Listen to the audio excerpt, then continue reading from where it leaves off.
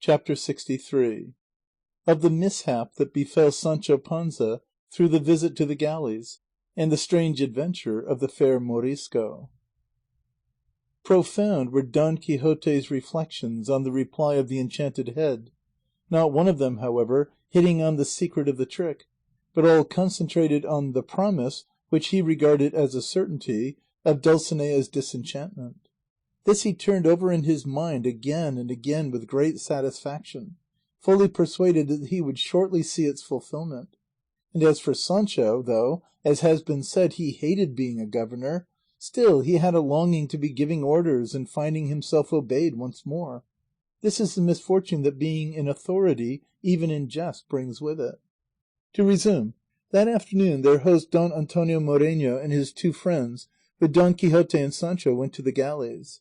The commandant had been already made aware of his good fortune in seeing two such famous persons as Don Quixote and Sancho. And the instant they came to the shore all the galleys struck their awnings and the clarions rang out. A skiff covered with rich carpets and cushions of crimson velvet was immediately lowered into the water, and as Don Quixote stepped on board of it, the leading galley fired her gangway gun, and the other galleys did the same. And as he mounted the starboard ladder, the whole crew saluted him, as is the custom when a personage of distinction comes on board a galley, by exclaiming "Hoo, hoo, hoo" 3 times. The general, for so we shall call him, a Valencian gentleman of rank, gave him his hand and embraced him, saying, "I shall mark this day with a white stone as one of the happiest I can expect to enjoy in my lifetime, since I have seen Señor Don Quixote of La Mancha, pattern and image wherein we see contained and condensed all that is worthy in knight-errantry." Don Quixote, delighted beyond measure with such a lordly reception, replied to him in words no less courteous. All then proceeded to the poop, which was very handsomely decorated, and seated themselves on the bulwark benches. The boatswain passed along the gangway and piped all hands to strip, which they did in an instant. Sancho, seeing such a number of men stripped to the skin, was taken aback, and still more when he saw them spread the awnings so briskly that it seemed to him as if all the devils were at work at it. But all this was cakes and fancy bread to what I am going to tell now. Sancho was seated on the captain's stage, close to the aftermost rower on the right-hand side. He, previously instructed in what he was to do, laid hold of Sancho, hoisting him up in his arms, and the whole crew, who were standing ready, beginning on the right, proceeded to pass him on, whirling him along from hand to hand, and from bench to bench with such rapidity that it took the sight out of poor Sancho's eyes, and he made quite sure that the devils themselves were flying away with him. Nor did they leave off with him until they had sent him back along the left side and deposited him on the poop, and the poor fellow was left bruised and breathless and all in a sweat, and unable to comprehend what it was that had happened to him. Don Quixote, when he saw Sancho's flight without wings, asked the general if this was a usual ceremony with those who came on board the galleys for the first time; for if so, as he had no intention of adopting them as a profession, he had no mind to perform such feats of agility, and if any one offered to lay hold of him to whirl him about, he vowed to God he would kick his soul out, and as he said this he stood up and clapped his hand upon his sword. At this instant they struck the awning and lowered the yard with a prodigious rattle. Sancho thought heaven was coming off its hinges and going to fall on his head, and full of terror he ducked it and buried it between his knees. Nor were Don Quixote's knees altogether under control, for he too shook a little, squeezed his shoulders together, and lost colour. The crew then hoisted the yard with the same rapidity and clatter as when they lowered it, all the while keeping silence as though they had neither voice nor breath. The boatswain gave the signal to weigh anchor, and leaping upon the middle of the gangway began to lay on to the shoulders of the crew with his courbash or whip, and to haul out gradually to sea. When Sancho saw so many red feet, for such he took the oars to be, moving all together, he said to himself, "It's these that are the real chanted things, and not the ones my master talks of. What can those wretches have done to be so whipped? And how does that one man who goes along there whistling dare to whip so many? I declare this is hell, or at least purgatory." Don Quixote, observing how attentively Sancho regarded what was going on, said to him, Ah, Sancho, my friend, how quickly and cheaply might you finish off the disenchantment of Dulcinea if you would strip to the waist and take your place among those gentlemen. Amid the pain and sufferings of so many you would not feel your own much, and moreover perhaps the sage Merlin would allow each of these lashes, being laid on with a good hand, to count for 10 of those which you must give yourself at last." The general was about to ask what these lashes were and what was Dulcinea's disenchantment, when a sailor exclaimed, "Monjui signals that there is an oared vessel off the coast to the west." On hearing this the general sprang upon the gangway, crying, "Now then, my sons, don't let her give us the slip. It must be some Algerine corsair brigantine that the watchtower signals to us." The 3 others immediately came alongside the chief galley to receive their orders. The general ordered 2 to put out to sea, while he with the other kept in shore, so that in this way the vessel could not escape them. The crews plied the oars, driving the galleys so furiously that they seemed to fly. The 2 that had put out to sea, after a couple of miles, sighted a vessel which, so far as they could make out, they judged to be one of 14 or 15 banks, and so she proved. As soon as the vessel discovered the galleys, she went about with the object and in the hope of making her escape by her speed. But the attempt failed, for the chief galley was one of the fastest vessels afloat, and overhauled her so rapidly that they on board the brigantine saw clearly that there was no possibility of escaping, and the Reyes therefore would have had them drop their oars and give themselves up, so as not to provoke the captain in command of our galleys to anger. But chance, directing things otherwise, so ordered it that just as the chief galley came close enough for those on board the vessel to hear the shouts from her calling on them to surrender, 2 Toraquis, that is to say 2 Turks, both drunken, though with a dozen more were on board the brigantine, discharged their muskets, killing 2 of the soldiers that lined the sides of our vessel. Seeing this, the general swore he would not leave one of those he found on board the vessel alive. But as he bore down furiously upon her, she slipped away from him underneath the oars. The galley shot a good way ahead. Those on board the vessel saw their case was desperate, and while the galley was coming about, they made sail, and by sailing and rowing once more tried to sheer off. But their activity did not do them as much good as their rashness did them harm, for the galley coming up with them in a little more than half a mile, threw her oars over them and took the whole of them alive. The other 2 galleys now joined company, and all 4 returned with the prize to the beach, where a vast multitude stood waiting for them, eager to see what they brought back. The general anchored close in, and perceived that the viceroy of the city was on the shore. He ordered the skiff to push off to fetch him, and the yard to be lowered for the purpose of hanging forthwith the Reyes and the rest of the men taken on board the vessel, about 36 in number, all smart fellows and most of them Turkish musketeers. He asked which was the Reyes of the brigantine, and was answered in Spanish by one of the prisoners, who afterwards proved to be a Spanish renegade. "This young man, señor, that you see here is our Reyes," and he pointed to one of the handsomest and most gallant-looking youths that could be imagined. He did not seem to be 20 years of age. "Tell me, dog," said the general, "what led thee to kill my soldiers, when thou sawest it was impossible for thee to escape?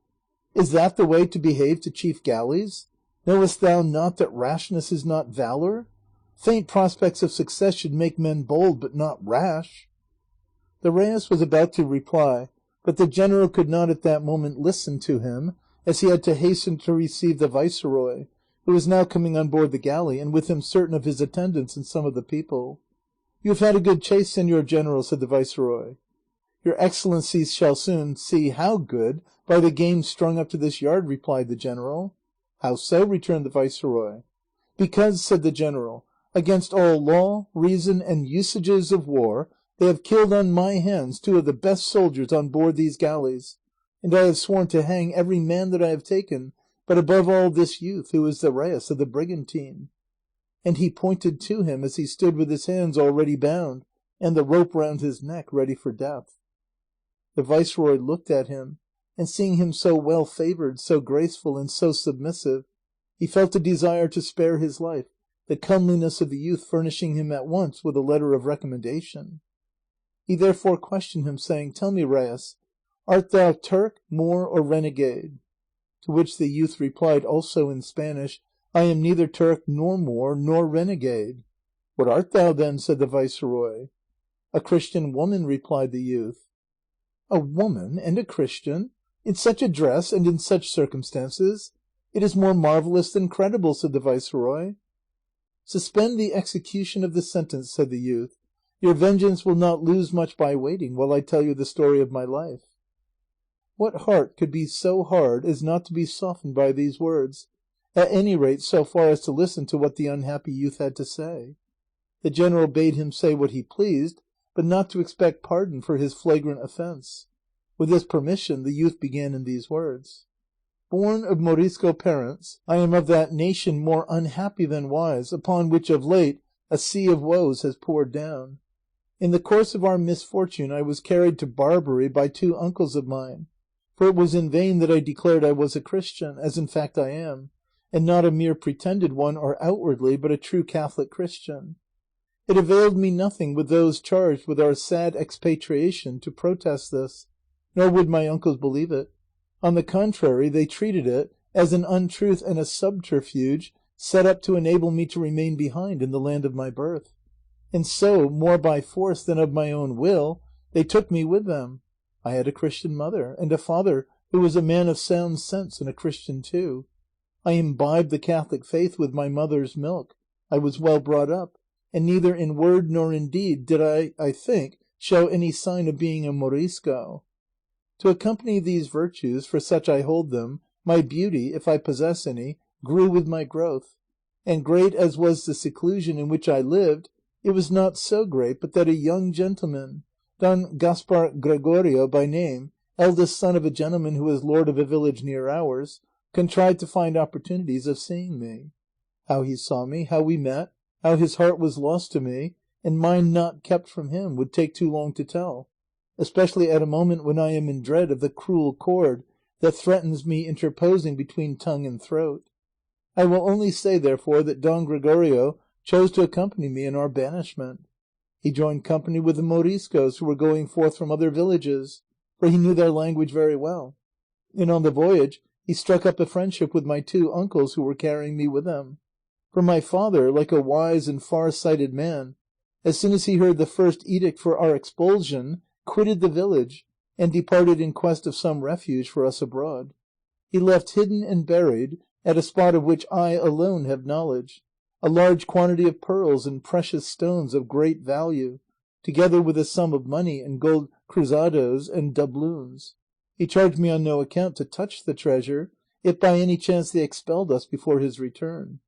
I obeyed him, and with my uncles, as I have said, and others of our kindred and neighbours, passed over to Barbary, and the place where we took up our abode was Algiers, much the same as if we had taken it up in hell itself.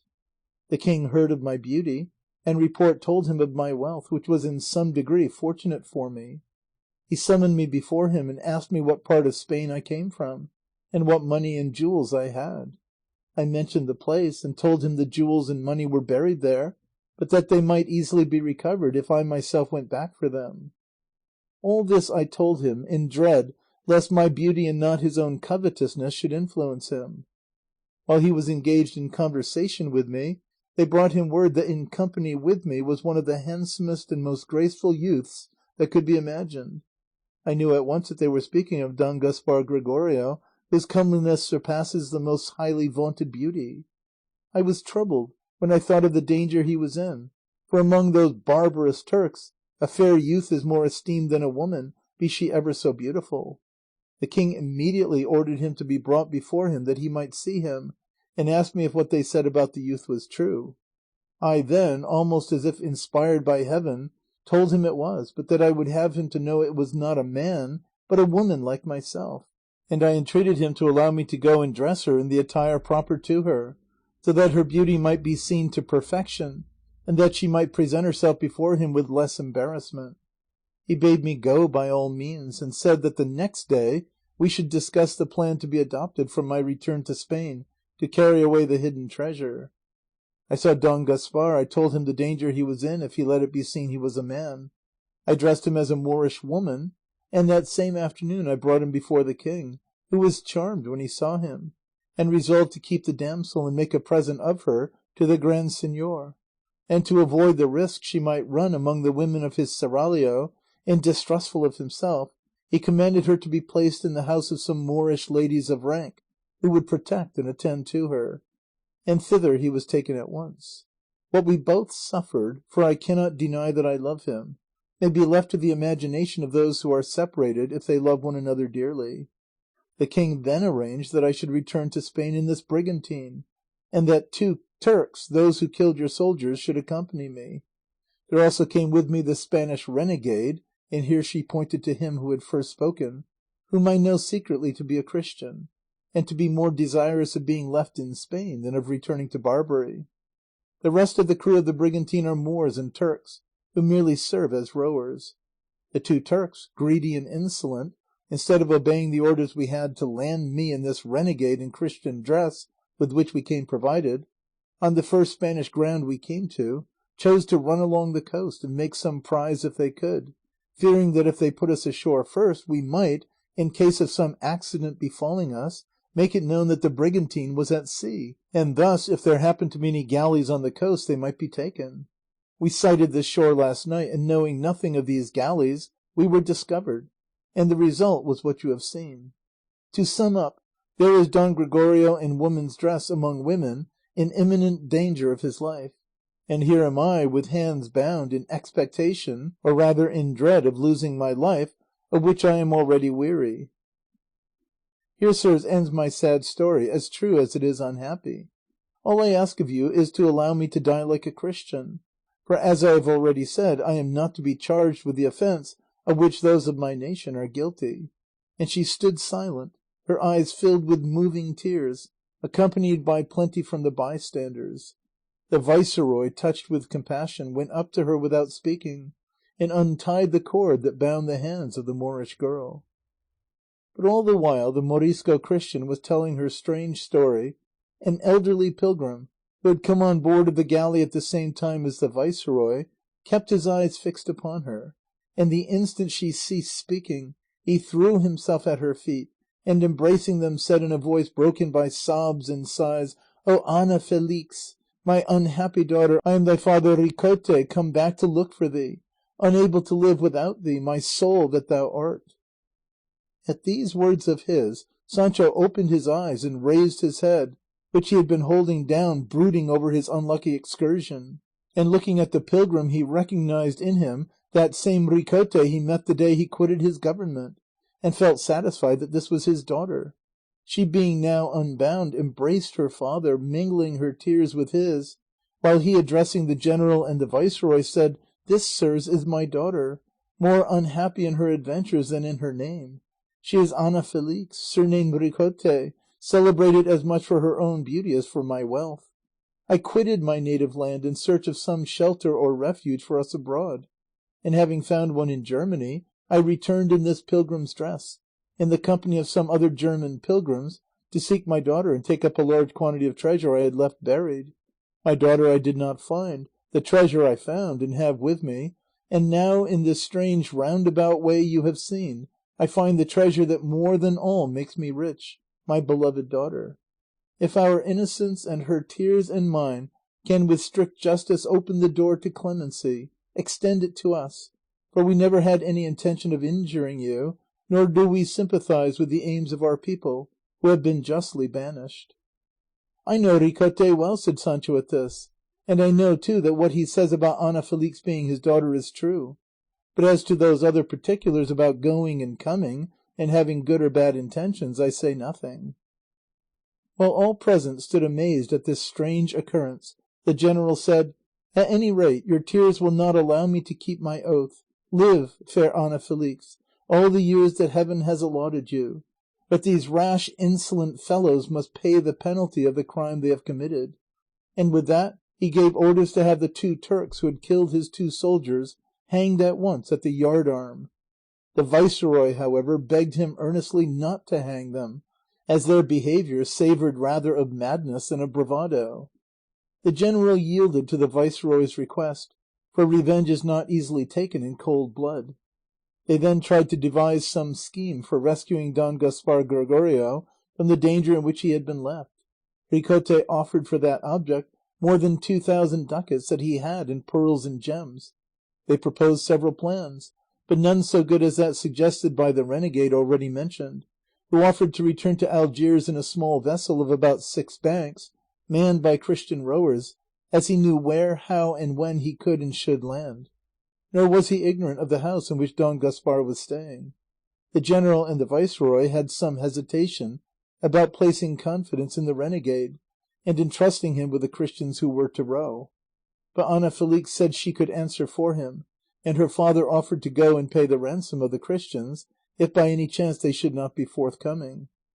This then being agreed upon, the viceroy landed, and Don Antonio Moreno took the fair Morisco and her father home with him, the viceroy charging him to give them the best reception and welcome in his power, while on his own part he offered all that house contained for their entertainment.